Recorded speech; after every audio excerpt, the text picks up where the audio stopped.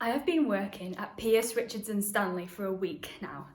My mother is nervous. They don't usually take on girls as young as me, but I want to be a lawyer.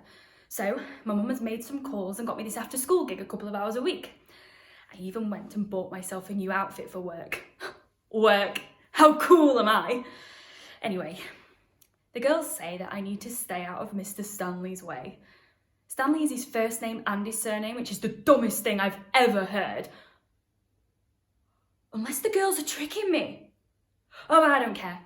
Anyway, today I was meant to give these papers to Mr. Stanley's secretary, only she was on break, so I knock on his door and the first thing he said was, "That's a pretty skirt." See, you've got to dress for success. That's what my mother says, but I didn't tell him that, obviously. And this is where it gets good.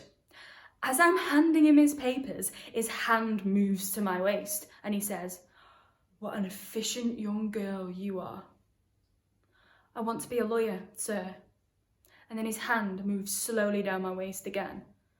"Well, this will be a wonderful opportunity for you then, won't it?" "Well, I thought so too," I said. "But now I'm not so sure. You see, you're supposed to be this amazing lawyer, but you don't seem to know anything about employment law." He doesn't understand.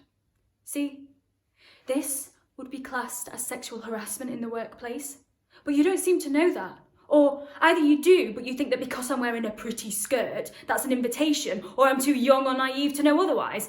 Either way, if you don't get your hand off my firmly toned arse right now, I will scream this office down, and then I will recruit Pierce or Richards to sue the pants off you, and then I'll call your wife. But I am glad you like my skirt. I'll be sure to wear it again. On my way out, I see that his secretary's back. She's pretending to type on her Commodore 64, but I can see she's smiling.